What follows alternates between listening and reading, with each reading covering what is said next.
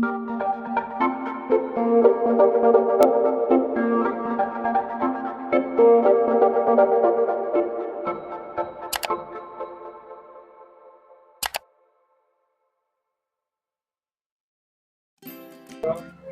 umaga mga kapwa ko mag-aalaman.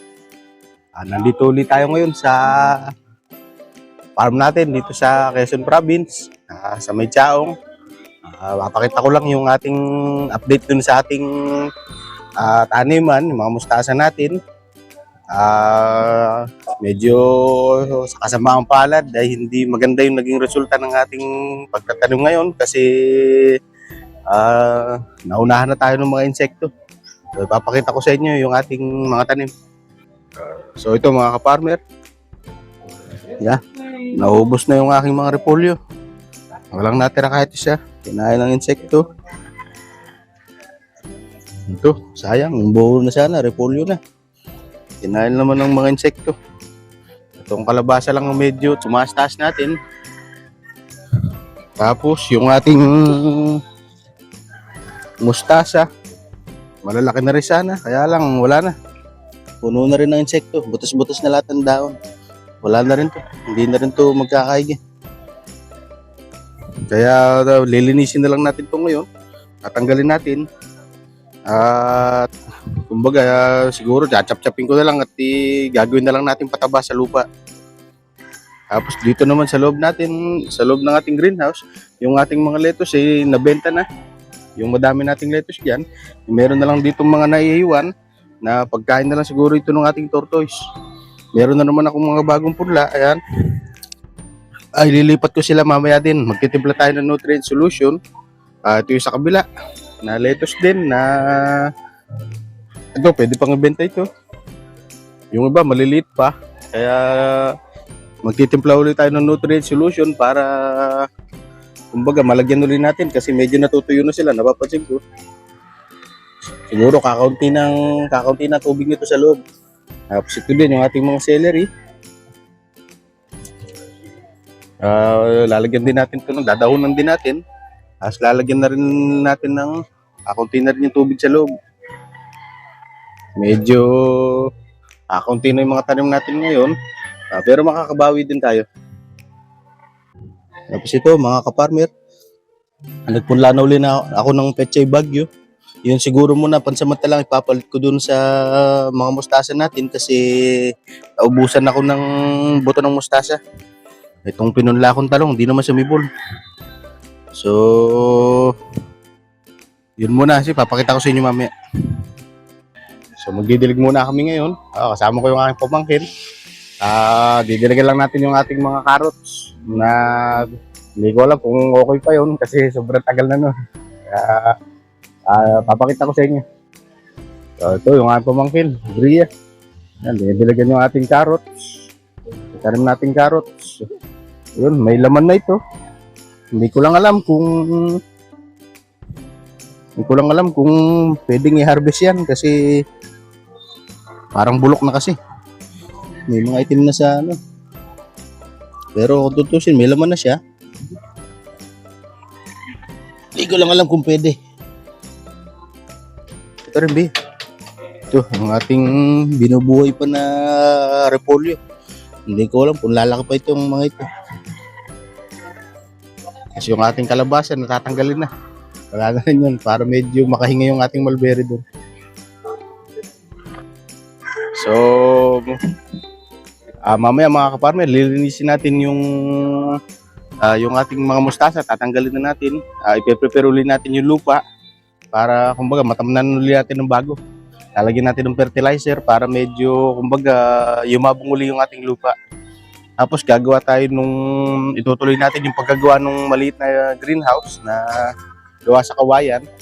Kumbaga siguro makakaoko pa lang siguro ng mga limang repolyo lang. Mabuti na rin yun kaysa wala. So meron naman ako dong UV plastic tsaka mga net para kumbaga masiguro natin na talagang walang insekto na makakapasok sa loob. So samahan niyo ako. So mga ka-farmer, magtitimpla muna tayo ngayon ng nutrient solution para doon sa ating lettuce, para mailipat na natin yung ating mga punla. So, papakita ko sa inyo. So, mga ka-farmer, ito yung gagamitin natin na nutrient solution, Nutri-Hydro. Templado na siya. Yung A at B natin na solution. Medyo kakaunti na ka lang. Kaya siguro bibili na ako ng mga bagong kasamahan to. Meron tayo ditong takalan. Tsaka itong kasi gumagamit tayo ng tap water na may chlorine, kaya gagamit tayo ng pH down. Binili ko ito yan, sige kitanim. So, bali ang paghahalo natin, wala naman siyang mismong, itong pH down, wala naman siyang mismong, kumbaga, sukat. Kasi iba-iba naman ng pH level ng water. Kaya, itong akin, dito sa tubig na ginagamit ko, natansya ko na 10 ml lang ilalagay natin dito, tapos 2.5 ml dito sa bawat isa nitong dalawang maliit. So, lalagyan lang natin siya nito ngayong pH down para medyo mawala muna yung nakahalong chlorine dito sa tubig natin kasi nakakasama yun doon sa ating lettuce. So, ito mga ka-farmer, ang ating pH down na gagamitin. Magsasali lang tayo dito sa ating takalan. Gaya nga sabi ko kanina, ay 10 ml lang sasalin natin para dun sa malaki natin timba. A few moments later.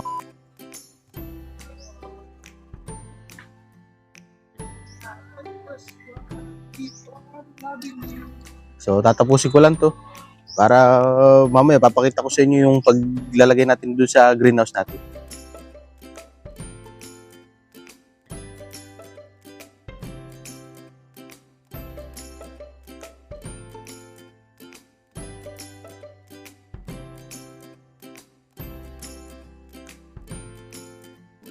So yun mga ka-farmer, medyo mainit na rin ngayon. Nailipat na naman natin yung ating mga lettuce.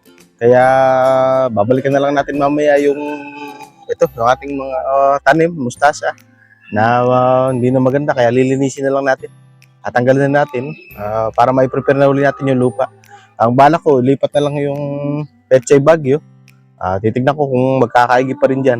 Kasi medyo marami namang sumibol doon sa punla natin ng Pechay Bagyo. 2,000 years later. So yun, magandang hapon mga ka-farmer. Nandito na ulit tayo sa farm natin. Hapon na, medyo hindi na masyadong mainit dito sa pwesto natin. Kaya itutuloy natin yung paglilinis ng ating mga mustasa. Kasi wala na, tinanggal ko na kasi talagang wala na, mga pangit na. Naunahan na tayo ng insekto. Kaya, ayun, pagka ipe-prepare din natin yung lupa, lalagyan din natin ng fertilizer. So yun mga ka-farmer, ito yung ating plant box na pinagtataniman kanina ng mustasa. Ayan, chinap-chap ko na yung mga mustasa kasi wala na. Nakain na rin naman ng insekto. Ngayon, bubungkalin ko na lang ito. At lalagyan natin ng fertilizer para medyo ma-prepare na ulit yung ating yung ating lupa. Titignan ko kung aabot pa na mailipat ko dyan yung mga Pechay Bagyo natin na nandun sa kabila. Kaya, ayun, samahan niyo ako.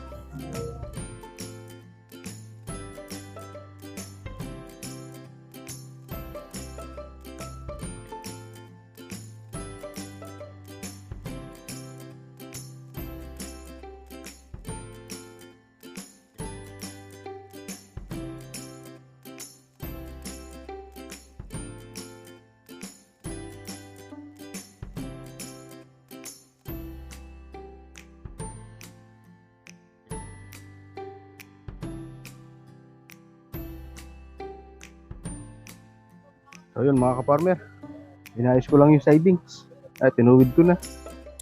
Yung baybay gilid, dinukay ko lang uli. Tinuwid ko na para kanina kasi nakabukan na yan. Kaya hindi na tatatapon yung lupa natin dyan sa ayusin lang natin ito ngayon. Papatagin ko na ngayon yung lupa para may prepare na. So yun mga ka-farmer, nalinis na uli yung ating plant box. Naayos ko lang yung kabilang side. Yung kabilang side hindi pa. Yung kasi plywood lang yung ginamit ko doon. Wala pa tayong pamalit kaya hinayaan ko muna sa ngayon. So ngayon, nalagyan na ito yung fertilizer. Kaya pinapadilig na ko sa pamangkin ko. Para kumbaga mag-settle uli yung lupa. Kasi nabuhagag ko ngayon. Kaya para din po tigil yung fertilizer, ma-absorb na ng lupa natin. So tatapusin lang namin itong pagdidilig. Mamaya pakita namin yung outcome. So yun mga ka-farmer, didilig ngayon yung pamangkin ko yun sa likod. Kaway, Bia. Yun ang pamangkin ko. Ngayon, pagkatapos niyang diligan yung lupang yun, siguro ililipat na natin itong mga petchay bagyo. So, subukan ulit natin. Sana lang huwag na silang makain ng insekto. Gagawa na lang ako ng pantakip.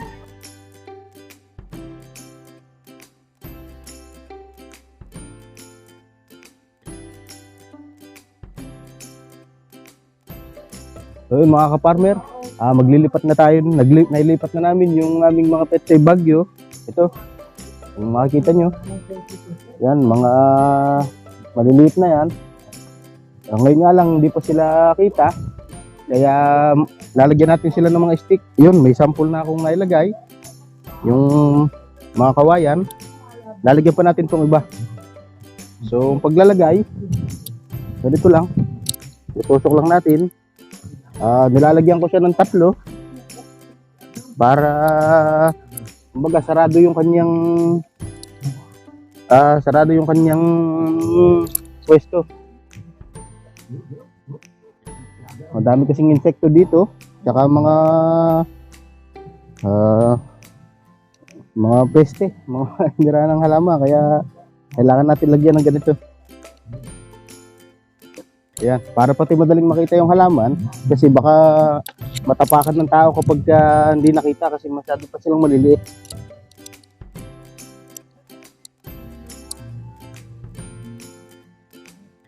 So tatapusin ko lang to at mamaya papakita ko sa inyo yung resulta. So yun mga ka-farmer, natapos na rin natin.